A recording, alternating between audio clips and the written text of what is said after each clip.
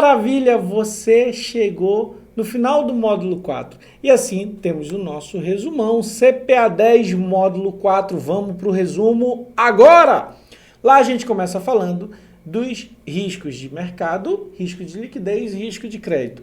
Eu peço para você associar o risco de mercado àquela oscilação no mercado. Subiu, desceu, subiu, desceu, formou o M de mercado. O risco de mercado são as oscilações de preço e taxas que o mercado que ocorrem no mercado de forma natural.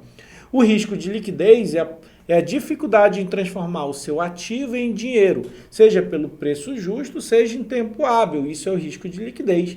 E a gente fala também do risco de crédito, que é a possibilidade de tomar calote. Então, o C do crédito, você associa ao C do calote. Lembrando que o risco de crédito, em alguns títulos, ele vai ser minimizado pelo FGC, tá? Vamos lá.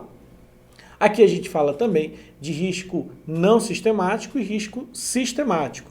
O risco não sistemático, ele vai diminuir com a diversificação, tá? Quanto mais diversificado estiver, menor será o seu risco. Então, o risco não sistemático, ele é um risco do ativo de um determinado setor. Já o risco sistemático, ele afeta a todos, não tem para onde fugir. É o risco do sistema, tá? Não tem como fugir dele, como, por exemplo, em caso de guerra, de recessão prolongada, de uma recessão, de crises políticas prolongadas, não tem como fugir. O seu ativo vai sofrer em decorrência dessa situação. Então, aí nós vemos o risco sistemático.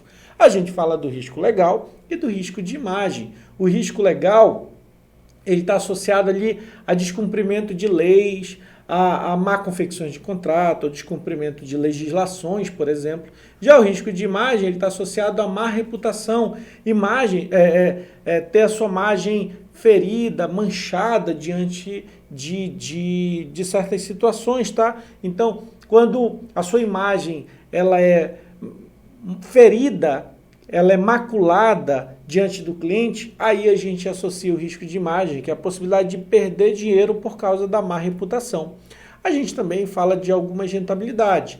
A rentabilidade nominal, que é aquela rentabilidade aparente, é aquela rentabilidade que aparece nos contratos. A rentabilidade real, que é a rentabilidade nominal descontada à inflação. A gente fala da rentabilidade relativa e absoluta, sendo que a relativa ela é comparada a um benchmark. E a absoluta é uma rentabilidade direta, sempre em pares assim, ó. A gente fala também da rentabilidade bruta e da rentabilidade líquida. A rentabilidade bruta não desconta impostos, já a rentabilidade líquida é aquela que desconta impostos. A gente também fala de uma rentabilidade observada, que é uma rentabilidade passada, eu já observei, e a rentabilidade esperada, que é a rentabilidade futura, eu aguardo, tá bom? Então, o que mais a gente fala? A gente fala de finanças pessoais, e em finanças pessoais, eu dou ênfase lá na capacidade de poupança. Eu consegui me organizar financeiramente, sobrou dinheiro e eu consigo alocar isso em algum investimento. Isso é ter capacidade de poupança. E eu também falo sobre índice de endividamento, que vai ser calculado pelo passivo sobre ativos, mas se quiser transformar em percentual, pode aparecer assim, ó, vezes 100, que aí transforma em percentual. O índice de endividamento, quanto maior, pior. Quanto maior, mais endividado. Então, um módulo bem pequenininho, um módulo bem curto. Esse é o nosso mapa mental, esse é o nosso resumo. Lembrando sempre que o resumo das aulas não substitui as aulas em si, serve somente como mapa mental. Assistam às aulas, façam um simulado por módulo, que certamente vai lhe ajudar bastante.